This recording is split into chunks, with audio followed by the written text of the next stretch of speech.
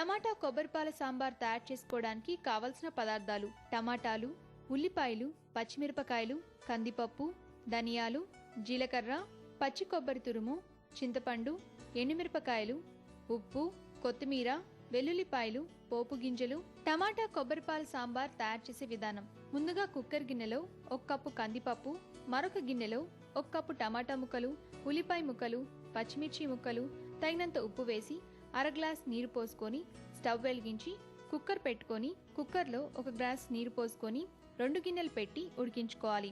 ఇప్పుడు ఒక బౌల్ తీసుకొని అందులో 1 కప్పు పచ్చి కొబ్బరి తురుము, ఎండుమిరపకాయలు, 1 టేబుల్ స్పూన్ ధనియాలు, అర టేబుల్ స్పూన్ జీలకర్ర, తగినంత ఉప్పు వేసి మిక్సీలో గ్రైండ్ చేసుకొని కొబ్బరి పాలు తీసుకోవాలి. ఇప్పుడు వేరే స్టవ్ మీద గిన్నె పెట్టుకొని తయారు చేసుకున్న కొబ్బరి పాలు, చింతపండు గుజ్జు ఇవన్నీ వేసి మరిగించుకోవాలి.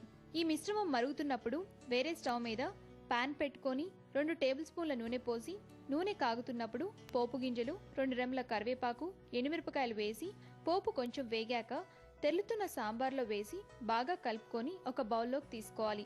చివరిగా తయారైన టమాటా కొబ్బరిపాలు సాంబార్ని కొత్తిమీర జల్లి సర్వ్ చేసుకోవాలి. అంతే, నోరూరించే టమాటా కొబ్బరిపాల సాంబార్ తయార్.